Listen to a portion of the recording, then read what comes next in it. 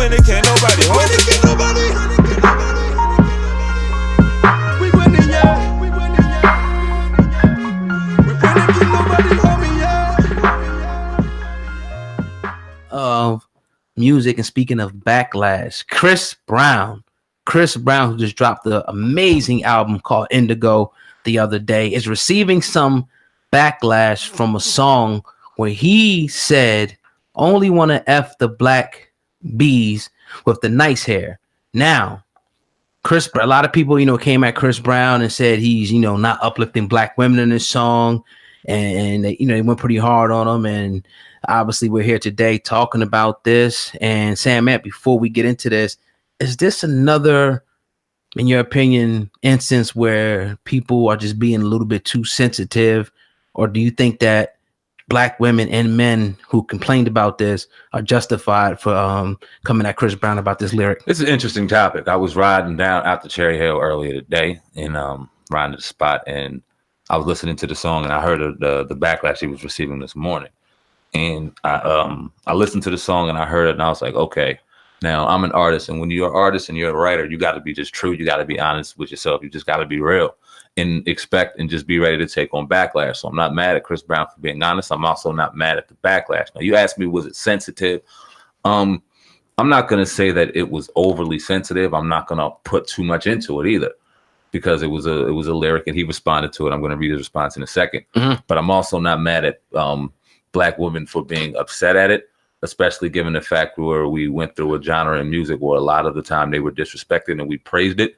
And we're trying to get away from that. So I can understand their anger and their frustration in that. But if you put it into proper context, and when Chris Brown put it into proper context, no matter how you perceive that or not, and understand where he was coming from. Well, read his statement. Oh, shit. Shit, proper context. The best I can. Here it goes. Ready? Let me try to bleep this shit out. Y'all tripping. Y'all bees don't want to F with the nigga with the effed up teeth, do you? Question mark, question mark, question mark, one question mark. Only fake bees upset is the uglies, not the black queens. Heart, laugh, emoji. So it's like, all right, my thing would be, all right, Chris, you got the nice hair. So what's the bad hair? The bad hair, the nappy hair? Nah, see. What's the nice hair? I want to know, what's the nice hair? You can't talk for Chris. Chris said it. Is there a difference to you? Nice hair and I mean, I don't know. He got to clarify that.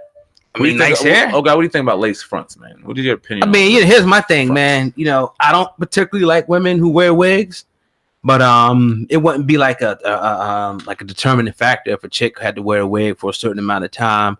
I would like somebody to rock their natural hair, but that is what it is. You know what I mean? With that, as a man, I feel the exact same way. Right. So I can only go by two men feeling that way without having any discussion about this, because we ain't talk about this in the whip. We ain't talk about this at all. This is live.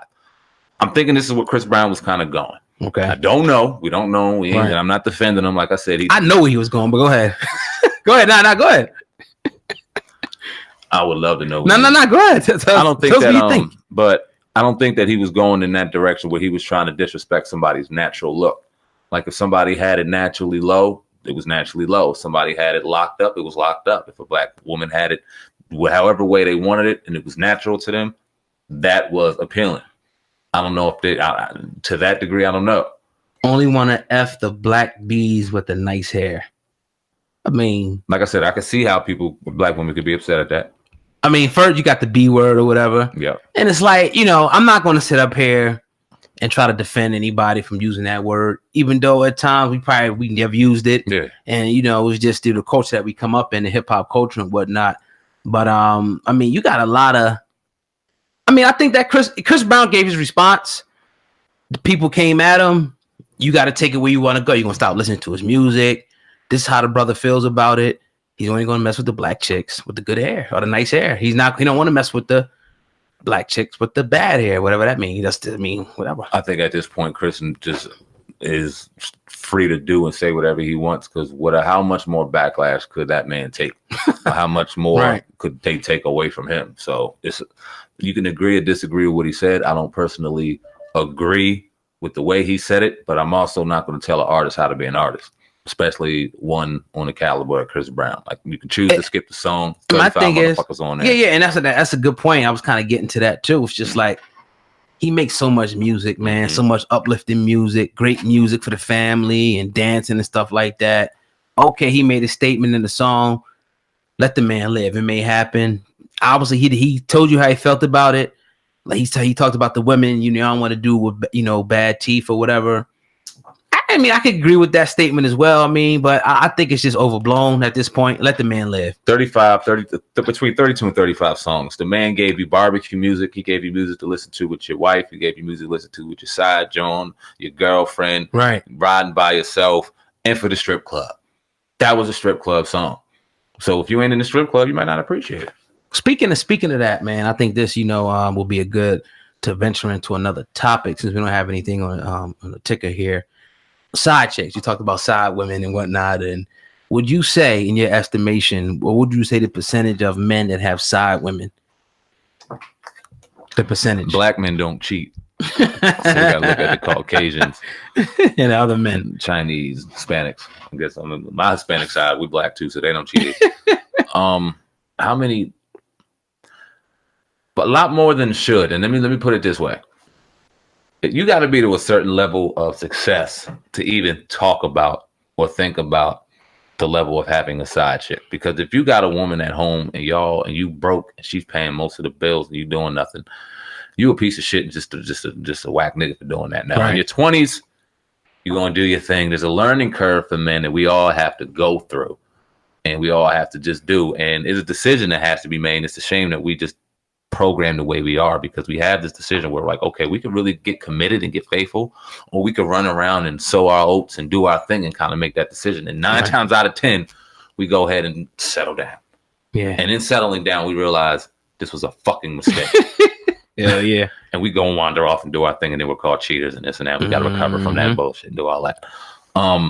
Once you get to a certain level of success, I can honestly say that when I look at the millionaires and billionaires and all of that, and they've taken care of everything, it kind of makes me far-fetched to believe that they don't have 2 or 3 or 4 women on the side. Right.